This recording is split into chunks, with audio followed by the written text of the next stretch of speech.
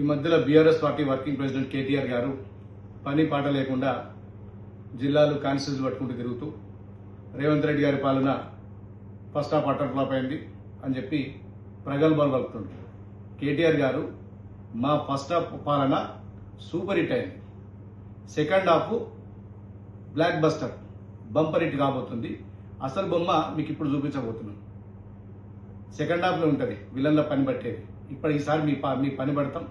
ఇప్పటికే తెలంగాణ ప్రజలు మీకు ఆల్రెడీ బొమ్మ చూపించారు. 10 సంవత్సరాలు మీ అవినీతి పాలన, మీ అరాచక పాలన, మీ నియంత్రిత పాలనకు ఎదురు తిరిగి మిమ్మల్ని ఇంట్లోకి పరిమితం చేసి ఇలా రేవంత్ రెడ్డి గారి పాలన దేశంలో ఏ రాష్ట్రం ఏ ముఖ్యమంత్రి చేయలేని విధంగా రేవంత్ రెడ్డి గారు దూసుకుపోతున్నారు. ఈ ఫ్రస్ట్రేషన్ లో ఉండి మీరు ఏదేదో మాట్లాడుతున్నారు.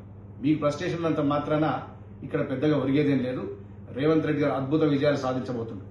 ప్రతిసారి రెన్యువల్ సీఎం అని చెప్పి ఎగతాళి చేయడం కాదు. ఎస్, మా సీఎం రెన్యువల్ సీఎంఏ. ప్రతి 5 ఏళ్లకోసారి తెలంగాణ ప్రజల చేత రెన్యువల్ చేయించుకుంటూ పోతూనే ఉంటాడు. మా విజయ పరంపర కొనసాగుతూనే ఉంటుంది. ఇలా మీది దండుపాలెం బ్యాచ్. మీరు దోచుకున్నారు తెలంగాణ రాష్ట్రాన్ని.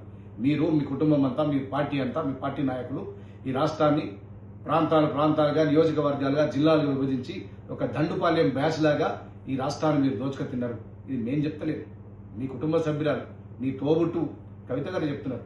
ఇక నువ్వేం దోచుకు తిన్నావు, మీ హరీష్ రావు గారు ఏం దోచుకు తిన్నారు, కేసీఆర్ గారు ఏం దోచుకు తిన్నారు, ఈ రాష్ట్రాన్ని ఏ విధంగా అప్లపాలు చేసిండ్రు, మీ కుటుంబానికి వేల కోట్ల ఆస్తులు ఏ విధంగా వచ్చినాయి అనేది స్వయంగా ఒక పూస కూర్చున్నట్టు మీ కుటుంబ సభ్యురాలు చెప్తున్నారు. ఇలా నిజంగా మీ ఫ్యామిలీ మెంబర్ని మిమ్మల్ని ఇవాళ సమర్థించే పరిస్థితి లేదు. మీ నాయకత్వాన్ని సమర్థించే పరిస్థితి లేనప్పుడు తెలంగాణ ప్రజలు ఎందుకు సమర్థిస్తారంటారు కేటీఆర్ గారు? ఇప్పటికైనా బుద్ధి తెచ్చుకోండి. ప్రతి ఎన్నికల్లో మీకు బుద్ధి చెప్తున్నారు.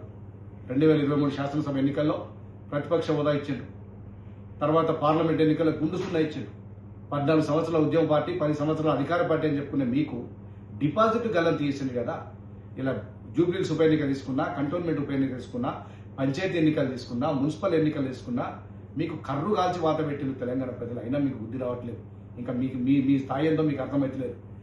రాబోయే 5 సంవత్సరాలు కూడా రేవంత్ రెడ్డి గారి మళ్ళీ ముఖ్యమంత్రి అవుతుంది. మొన్న వచ్చిన సీట్ల కంటే అదనంగా ఈసారి మొన్న 65 సీట్లు వస్తే ఈసారి 80 సీట్లకు పైగా రేవంత్ రెడ్డి గారి నాయకత్వంలో తెలంగాణ రాష్ట్రంలో మరోసారి కాంగ్రెస్ పార్టీ ఎదురుగాబోతుంది. ఈసారి మీకు డిపాజిట్ రావు, కనీసం ప్రతిపక్ష హోదా రాకుండా తెలంగాణ ప్రజలు చేస్తున్నారు. నిజంగా ఒక బాధ్యత గల ప్రతిపక్షం ఉంటే అధికార పక్షానికి సలహాలు, సూచనలు ఇవ్వాలి. ఒక నిర్మాణాత్మకమైన సలహా ఇవ్వాల్సింది పోయి ఇంతసేపు ఫ్రస్ట్రేషన్. ఎందుకు రేవంత్ రెడ్డి గారు ముఖ్యమంత్రి అయినట్టుంది? అడుగున అహంకారం, ఫ్రస్ట్రేషన్ కనబడుతుంది. రేవంత్ రెడ్డి గారు మీలాగా ఎక్కడో చదువుకొని వచ్చి మేనేజ్మెంట్ కోటాలో ముఖ్యమంత్రి కాలేడు కేటీఆర్ గారు. రేవంత్ రెడ్డి గారు అంచెలంచెల ఒక కార్యకర్త స్థాయి నుంచి జడ్పీటీసీగా, శాసనమండలి సభ్యునిగా, శాసనసభ్యునిగా, పార్లమెంట్ సభ్యునిగా, పీసీసీఆర్ వర్కింగ్ ప్రెసిడెంట్గా, ఇలా ముఖ్యమంత్రిగా అతి తక్కువ సమయంలో ఇంత ప్రజల అభిమానాన్ని చూరగొడి ముఖ్యమంత్రిగా రేవంత్ రెడ్డి గారు అయితే మీ కుటుంబానికి, మీకు అసూయ, ద్వేషంతో రగిలిపోతున్నారు. మీరు ఎంత అసూయ, ద్వేషంతో రగిలిపోయినా ఇంకా రేవంత్ రెడ్డి గారు ఎదుగుతూనే ఉంటారు. వచ్చే 5 ఏళ్ళు కూడా వారే ముఖ్యమంత్రిగా ఉంటారు. ఇప్పటికైనా బాధ్యత గల ప్రతిపక్షం పాత్ర పోషించకపోతే వచ్చే ఎన్నికలు మీకు డిపాజిట్లు కూడా రావు.